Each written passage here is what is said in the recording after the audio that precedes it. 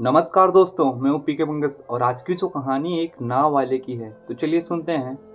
बहुत समय पहले की बात है। एक बिजनेसमैन अपने ड्राइवर के साथ किसी गांव में जाने को सोच रहा था। एक गांव में एक फैक्ट्री लगाने को सोच रहा था, लेकिन जिस गांव में फैक्ट्री लगाना चाहता था उसके रास्ते में एक नदी पड़ती थी, जिसे पार करने के सिर्फ उसके पास दो रास्ते थे। एक और रास्ता जो काफ़ी दूर से घूम के जाए, जिसमें उसे 10 घंटे लगेंगे। एक रास्ता वो था कि एक नाव कर ले, जिसमें उसे 10 मिनट लगेंगे। उस समय को जिसमें समय को बचाने के लिए सोचता है कि नाव पे ही बैठ जाते हैं, और वो नाव पे बैठ जाता है। नाव काफ़ी छोट होती है, एक तरफ नाव वाला बैठ जाता है और एक तरफ बिजनेसमैन बैठ जाता है। नाव थोड़ी दूर पहुंचती है, चलती है। फिर बिजनेसमैन नाव वाले से कहता है, तुम्हें पता है तुम्हारे नाव में कौन बैठा है?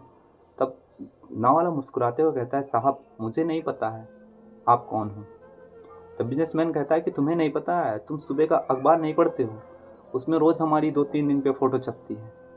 तो बिजनेसमैन ओ सॉरी नाव वाला कहता है, साहब मुझे पढ़ना नहीं आता है, मैं बचपन से ही स्कूल नहीं गया हूँ, घर की स्थिति इतनी ठीक नहीं थी कि मैं पढ़ने जा सकूँ।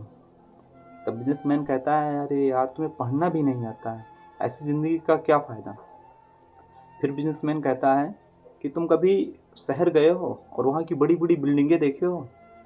तब फिर बिजनेसमैन ओ सॉरी नाव वाला कहता है कि साहब मैं कभी शहर नहीं गया हूँ, मैं गांव का रहने वाला हूँ, बचपन से ही गांव में रह रहा हूँ। फिर बिजनेसमैन कहता है, तुम कभी शहर ही नहीं गए हो, ऐसी ज़िंदगी का क्या फ़ायदा? फिर बिजनेसमैन कहता है कि मैं तुम्हारे गांव में एक फैक्ट्री लगाना जा रहा हूँ। मैं फैक्ट्री पता है क्या चीज़ होती है? फिर बिजनेसमैन कहता है, साहब मुझे ये भी नहीं पता है फैक्ट्री क्या चीज़ होती है। बिजनेसमैन काफ़ी मजाक उड़ाते हुए हंसते हुए कहता है कि तुम्हें ये भी चीज़ नहीं पता है कि फैक्ट्री क्या चीज़ होती है, ऐसी ज़िंदगी का क्या फ़ायदा? फिर बिजनेसमैन कहता है। बिजनेसमैन की बातें सुनकर नाव वाला सच में कहता है कि ऐसी ज़िंदगी का क्या फ़ायदा कि मुझे कोई चीज़ पता ही नहीं है। बिजनेसमैन की बातें सुनकर नाव वाला काफ़ी शर्मिंदा हो जाता है और उसका ध्यान नाव से हट जाता है, और नाव जाकर एक बहुत बड़े पत्थर में टकरा जाती है और नाव डूबने लगती है। और बिजनेसमैन कहता है, बचाओ बचाओ, मुझे बचा लो। तब नाव वाला कहता है, साहब तुम्हें तैरना तो आता है? तब बिजनेसमैन कहता है, साहब मुझे बचा लो, मुझे तैरना नहीं आता है। तब ऐसी बात सुनकर बिजनेसमैन सॉरी नाव वाला कहता है कि तुम्हें तैरना नहीं आता है, ऐसी ज़िंदगी का क्या फ़ायदा? नाव वाले की ऐसी बात सुनकर बिजनेसमैन को काफ़ी शर्म महसूस होता है, और शर्म से वो उसका सिर झुक जाता है।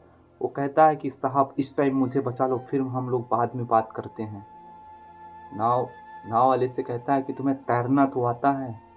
तब बिजनेसमैन सॉरी नाव वाला कहता है, मुझे तैरना भी आता है और डूबते हुए लोगों को बचाना भी आता है। आप सिर्फ मेरा कस के हाथ पकड़ लीजिए, मैं आपको बाहर लेकर चला जाऊंगा और आपको बचा लूंगा। और बिजनेसमैन की जान नाव वाला बचा लेता है, और जान बचने के बाद बिजनेसमैन नाव वाले से काफ़ी माफ़ी मांगता है, कहता है, साहब मुझे माफ़ कर दो, मैं आपका बहुत मजाक उड़ाया हूँ। इस छोटी सी कहानी से सिर्फ आप लोगों को 3 मैसेज देना चाहूँगा। नंबर 1, पहली बात, किसी का मजाक मत उड़ाओ। नंबर 2, कभी भी किसी इंसान को अपने से कमज़ोर मत समझो। नंबर 3, कभी भी किसी इंसान की ज़रूरत पड़ सकती है, ये आपको नहीं पता है। और ये छोटी सी कहानी जो नाव और बिजनेसमैन वाली भाई साहब की थी, आप लोगों को कैसी लगी? अगर अच्छी लगी तो वीडियो को लाइक, चैनल को सब्सक्राइब जरूर करें, और इस कहानी को उन लोगों के पास ज़रूर शेयर करिए जो तुम्हारे दिल के पास और आस पास हैं, घर के। और वीडियो कैसी लगी, और अच्छी लगी तो भाई साहब कमेंट ज़रूर करिए यार। और वीडियो में अगर कोई गलती है और सुधारने की कोई ज़रूरत है तो आप लोग प्लीज़ कमेंट करके बताइए मेरे को क्या सुधारना चाहिए। और मैं सोच रहा हूँ इससे अच्छी वीडियो लाऊँ, तो आप लोगों का सपोर्ट तभी मिलेगा, तभी मैं ला पाऊँगा और बनाने की कोशिश करूँगा। इसलिए वीडियो को लाइक ज़रूर करें, उससे मेरे को बहुत मोटिवेशन मिलता है, और सब्सक्राइब भी कर दिया करें। और फिर मिलेंगे अगली वीडियो में, तब तक के लिए धन्यवाद।